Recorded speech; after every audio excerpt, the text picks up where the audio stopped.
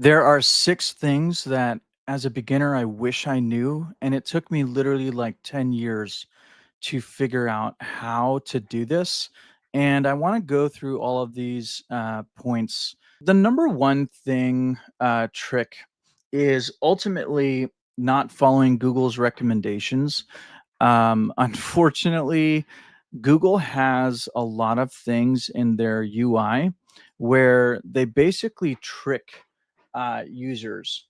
And so if you go into the recommendations, there's going to be several recommendations that they're going to basically say, hey, do this, do this, do that. And you really have to kind of ask yourself, are these things that are going to help me grow my business? Or is this just kind of Google's way to ultimately get more money? And oftentimes, like when you see like limited by budget, I've just got a burner account up here that I like to just use to kind of teach on. But basically, Google likes to set these things up inside their UI to kind of scare people. And they're basically using psychological tricks on all of us. Meta does the same thing where they basically say, don't do this, or you need to do this, or you're going to lose out on conversions, or do this and you're going to get 16% percent more conversions, or whatever it may be. So make sure that when you're kind of in the UI, question every single thing that Google is recommending, because ultimately it's typically more so for their benefit than it is for yours. Number two is when you go and you're trying to figure out if Google Ads is ultimately going to be a good option for your business. What you're going to need to do is figure out, do you have any competitors? If you have competitors that are running Google Ads and they've been running Google Ads for, some time, then it's more likely that that you're going to be able to succeed. But if you have a business where you don't really have a whole lot of competitors, you're trying to generate demand, then what I would recommend is actually like Meta or TikTok or some of these other tools, because ultimately, you can't really generate demand where there isn't, where people aren't searching for it. So it's kind of easy to kind of figure out if people are searching for it. You can go into the tools section and go into the summary, um, and go into the keyword planner. And right here, you can see, like, if you just are doing something for plumbing, obviously everyone needs a plumber kind of near them. There's going to be searches for this. But if you have a business where, it's just not as well known, then it's going to struggle. But yeah, you can see a lot of searches. Obviously, you would need to change the locations and such. But let's just say, I want to do something for dogs. So I'm going to do like dog um, sleeping massage tool or something. I don't know if anything like this exists or not, but let's just see here. Okay, so let's just say you came up with a product with a dog sleeping massage tool. I have no idea why this would be a thing, but there's not a whole lot of searches for it. And so if you have a truly great product, then in this case right here, this is a good example that Google search is not going to be a great option for you. And so you're going to want to go to Meta and start to really dial in what's called like USPs, unique selling propositions, and figure out, okay, this is the reason why people would want this. And so this is just a good example, going to the keyword planner within a Google Ads dashboard to figure that out. Trick number three is, so basically using the two-step strategy and training the algorithm to, on the right searches. So what has happened is with broad match, exact match, and phrase match, exact match is really more so, broad match. And so what you're wanting to show up for, Google is way more lenient and loose with that. And so it creates this issue where you can't really target what you want to target. And so I've got several strategies where I basically, add thousands and thousands of negatives to ensure that at the top of the funnel, I am negating out the things that I don't want in order to make sure I'm showing up for the most relevant searches. And it's a really great way to kind of still hone in and teach the algorithm. So that's a great strategy. The next one is trick number 4: only send qualified leads and sales back to Google Ads. A problem that a lot of people have is spam leads. And what you're going to want to do is, if you keep on getting leads or sales that are just spam, it's more so an issue in the lead side of things.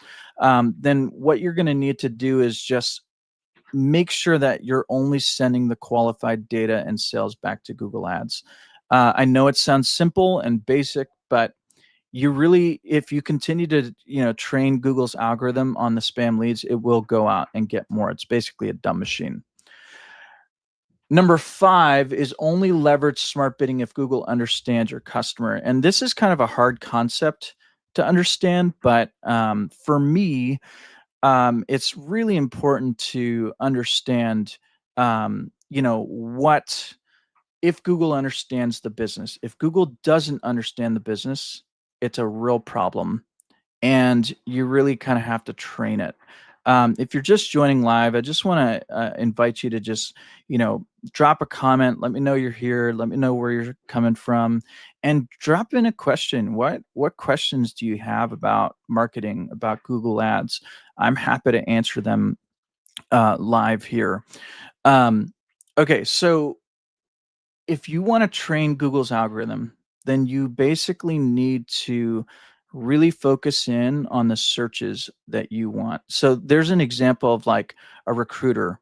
And so the recruiter wants to go and get people to work for companies. And so there's like, construction workers and things that they're trying to go after. But then there's also people who are searching for construction working jobs. And so the problem is, when you go into Keyword Planner, um, and we look at like construction workers,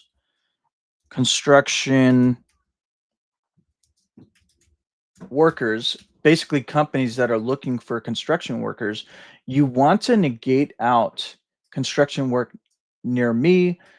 See, hire construction workers. That would actually be a good search, but you would want to negate this one out.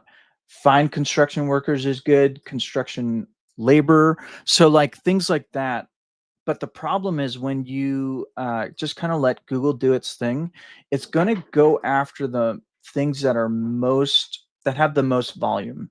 So, like construction workers, it could be a job, uh, a recruiter, or it could be someone looking for a job that is actually putting this in.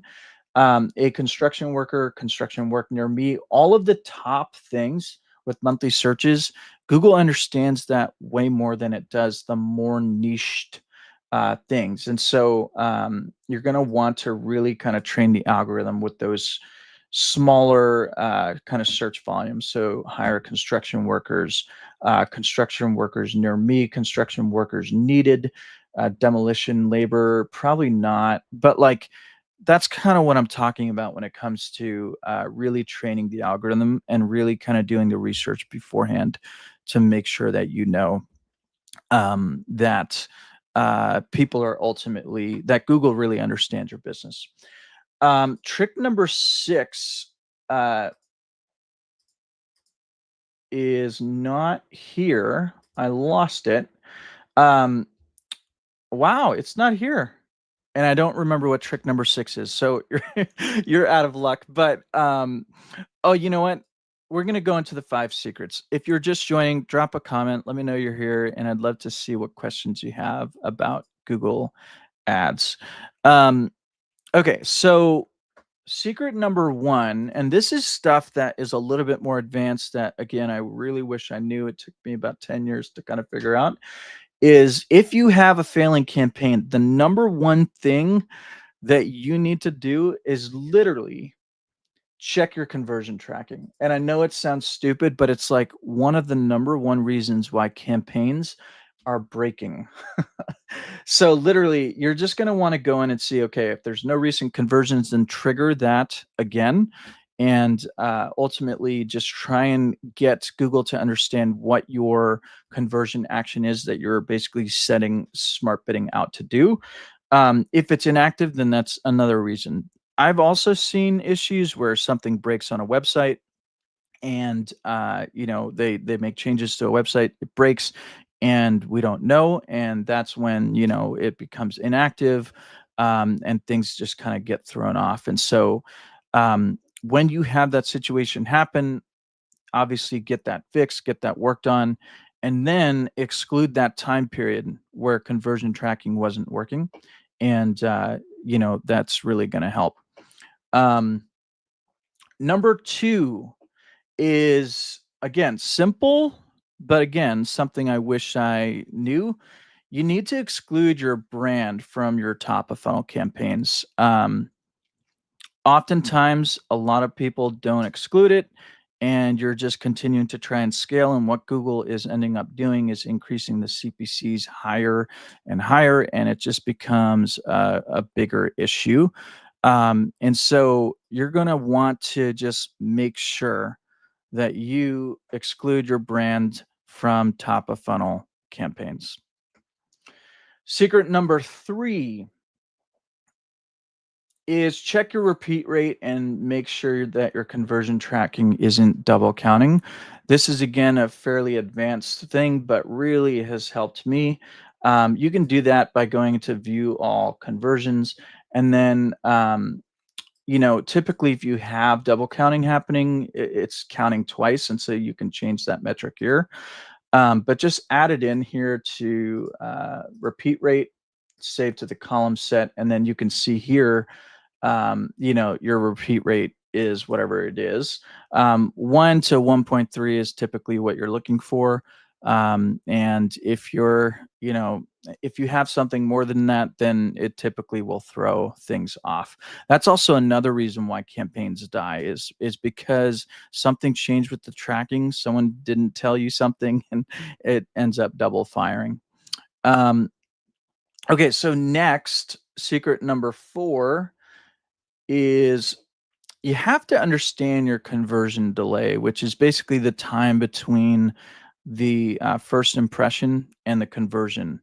And so I don't know about you, but if you think back on your purchasing kind of behavior and whatnot, you typically don't see something and just buy right away. It's very, very rare. And so what I just highly recommend for you to kind of think about is being able to determine how long it takes for your customer to convert, because this will change the way that you look at Google Ads.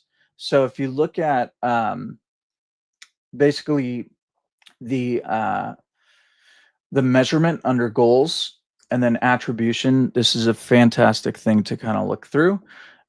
Is basically looking at the path metrics, and then I typically do from first interaction. Obviously, this is a dummy account, so it doesn't have any data on it, but you'll see average days to conversion. Typically, people are spaghetti, testing and changing things so rapidly that no one is actually going to you're really not going to get the full fruition of that conversion data in. And so you're changing something that may have worked, but it just didn't have enough time.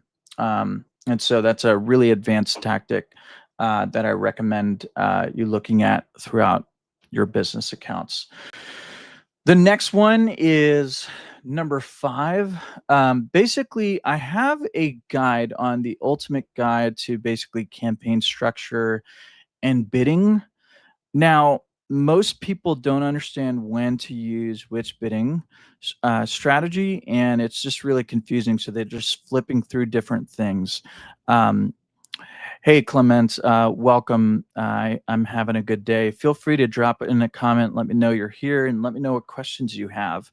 But ultimately, um, what helped me understand these things was that there's ultimately 2 different buckets of bidding strategies. There's the old bidding strategies, and then there's the new bidding strategies. The old bidding strategies, you really want to focus your search terms on the right searches.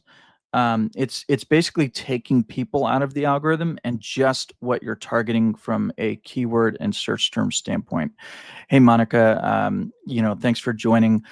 Drop in comments if you're here and let me know, what questions you have about Google Ads, what questions you have about marketing. I'm here to answer those questions. Um, Clement, I am in Pennsylvania. Where do you live? Where are you located from? Let me know. Drop a comment. Let me know. Um, but separating those two things into those two different buckets, it really made a difference for me because those older bidding strategies, maximize clicks, manual CPC, um, I use a ton of negatives to ensure that ultimately I am, going after the right searches. And then for smart bidding, I leave that more open and I'm using target CPA and target ROAS to ultimately help guide the algorithm and get customers that way. Clement, wow, all the way in France. Wow. So yeah, I'm in the United States, in Pennsylvania, and you're all the way in France. That's amazing. Drop in your comments. Let me know, what kind of business do you have? Let me know what struggles you're facing when it comes to acquiring new customers. I'd love to hear kind of what you're going through, what struggles you have, and how I can help. I want to basically create a community that I wish I had at the beginning of my journey when it comes to Google Ads. And so this is going to be a great kind of opportunity for you to ask questions and figure out ultimately what and how to kind of do this whole Google Ads thing. Maybe we can kind of find a business. Do you have a business that you want me to build a campaign for live? If you don't have one, then maybe I can choose one. Oh, there's Appalachian Movers. That would be kind of cool. All right, so let's do Appalachian Movers. And we can go to their website. I typically like to bring in their website and just kind of understand a little bit more about what they're doing. Okay, so yeah, this website is fairly old, and I think is a bit outdated. Um, and then when this form is really long, which is not bad, which is actually a good thing. Um, and so it can funnel in some really good options when it comes to better quality leads. I think the problem um, is that this is definitely like an outdated website. So that would be something that I would really kind of want to hone in. The other thing is, it's probably highly likely that people are just going to be calling to figure out some quotes and such. And so what I would do here is, have the phone number kind of up here and then have like a call to action here, um, and just kind of really get the first kind of above the fold setup right. Okay, so let's build out a campaign for this business. The first thing that I would do is, one is, I'd want to know what locations are they serving. Um, so it looks like they have storage options, local moving and packing options, long distance moving, and such. This is interesting. Specialty items we handle. Okay, so that's interesting. This is kind of unique. They can do kind of more specialty items, pool tables, pianos. So that's actually good. That means that they could probably do some some more things like that. Let's see if there's any searches in that kind of realm. Um, and let's see, move. Let's do piano movers. And let's just change this out to my location here.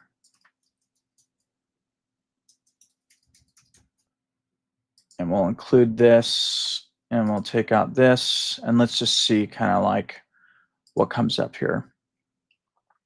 Okay, so there's definitely not like a crazy amount of volume, but there is some stuff here for sure.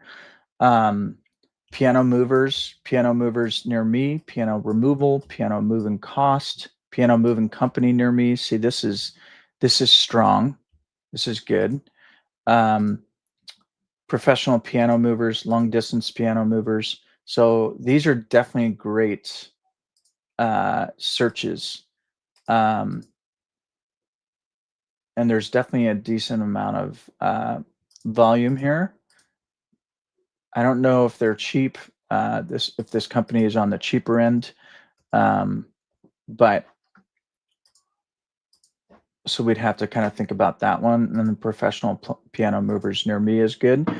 And so I like to kind of take this, and then I like to go in and actually just like validate the search and ensure that what I am actually thinking is is is the right type of search. So interesting, for piano movers near State College, consider Appalachian Movers, which is literally this business. So the AI overview is actually giving that, which is great. But if you see up here, the first thing is this Google My Business listing. And so I'd want to connect the Google My Business listing to Google Ads. And so you can do that by basically going into Google Ads and then going into the, you'll just go into the data tools and then data manager. And then this is where you would ultimately connect your Google My Business profile. And so you need to have a location for that. But if you do this, then you can really kind of work on having your listing being shown here. I don't know why it says AM Moving Company.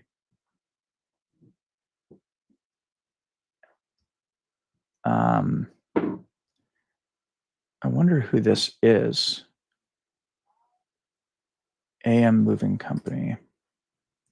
They don't have a website, which is kind of interesting. So they would have to. Oh, interesting. So you click get phone number, and that's where it is. So you would definitely want to make sure that there's a website that people can go to just for kind of validity.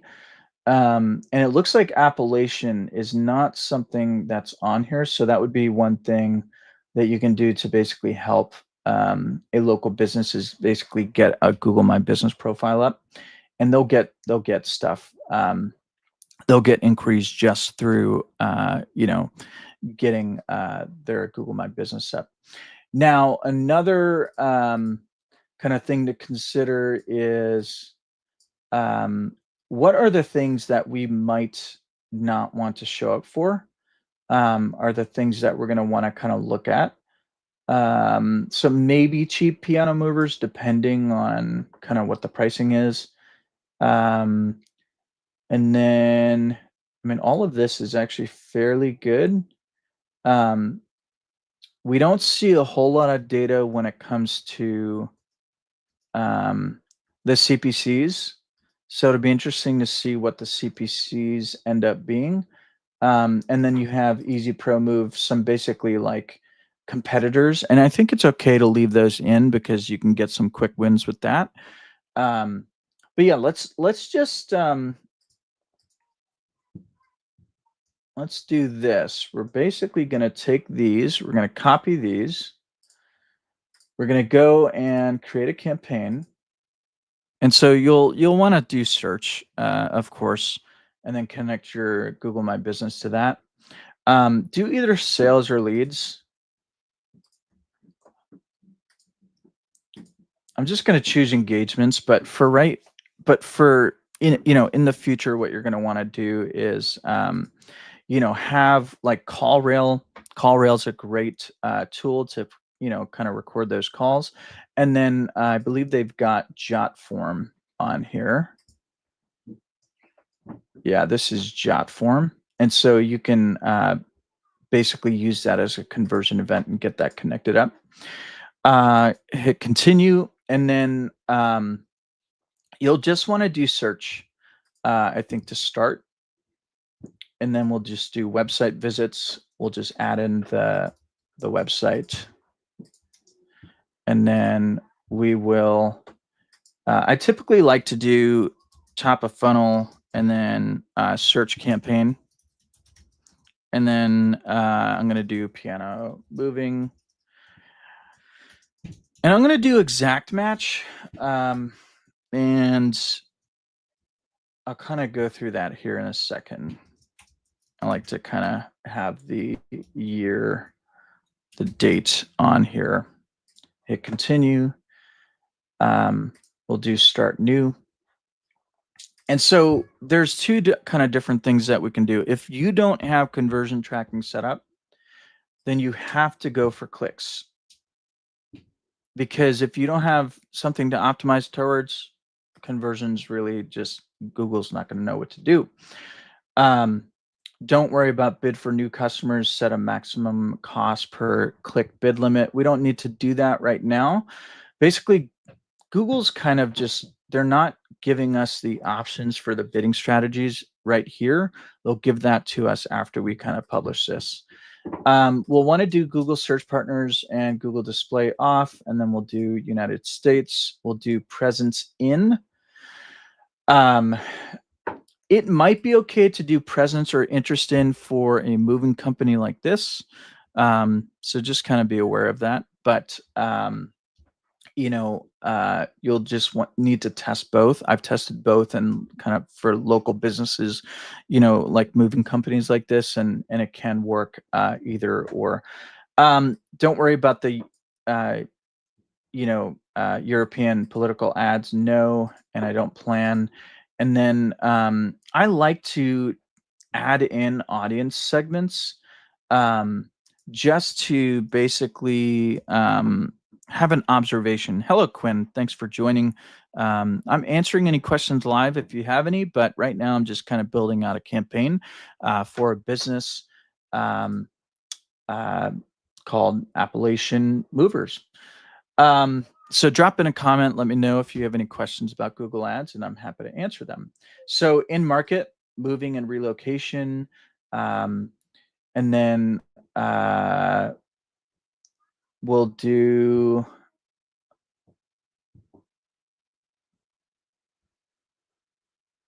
home cleaning services would be interesting. Flooring services. Yeah, houses for rent.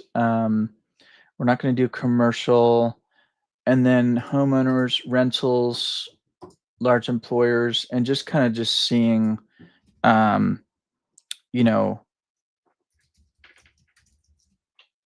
what we have here.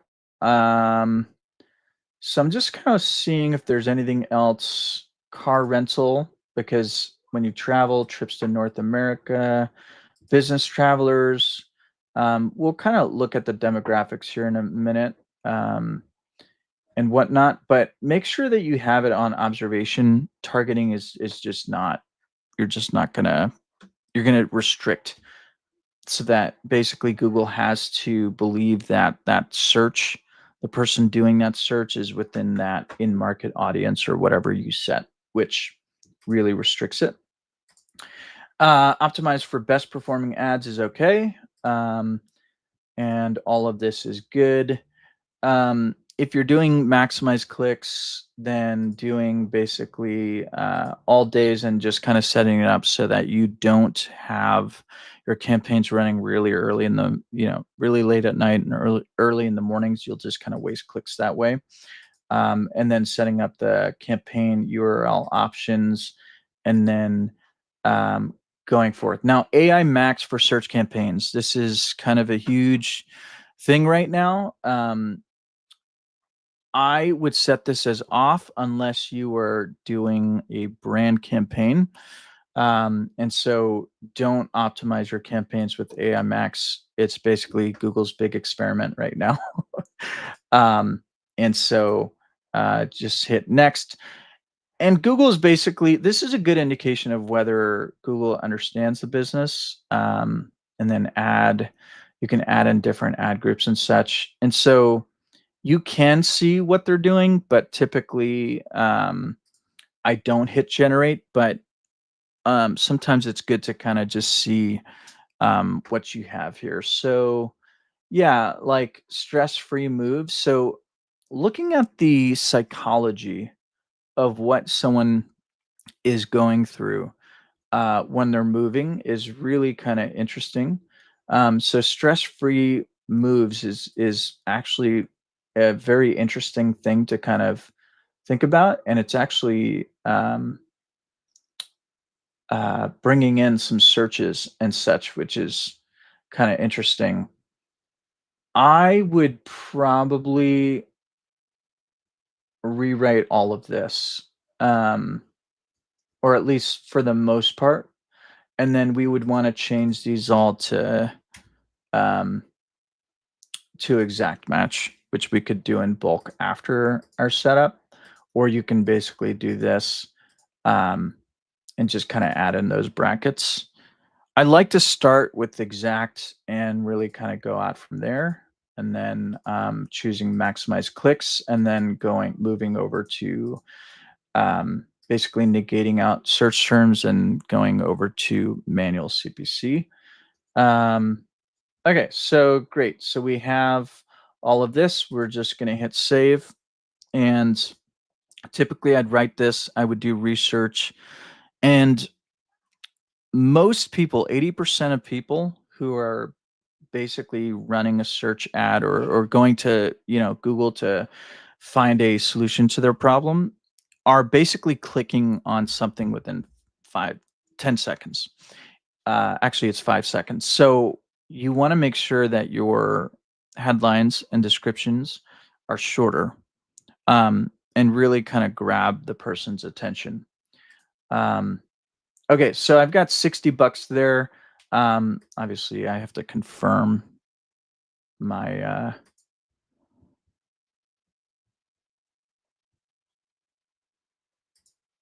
I do more ways to verify.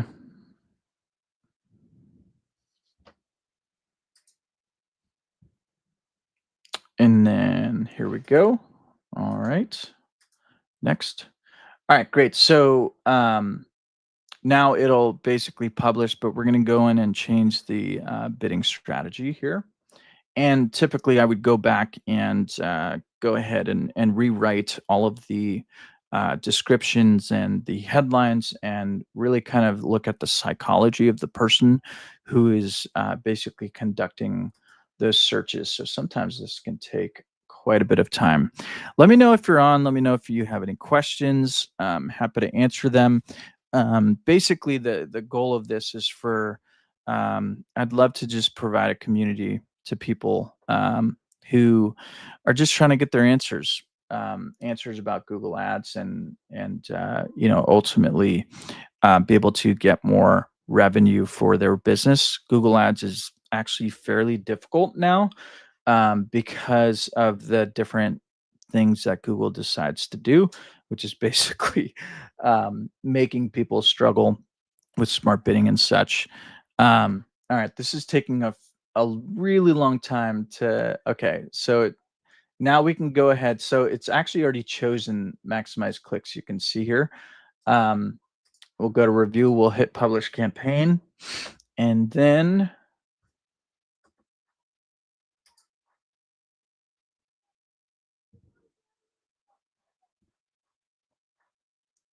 I am going to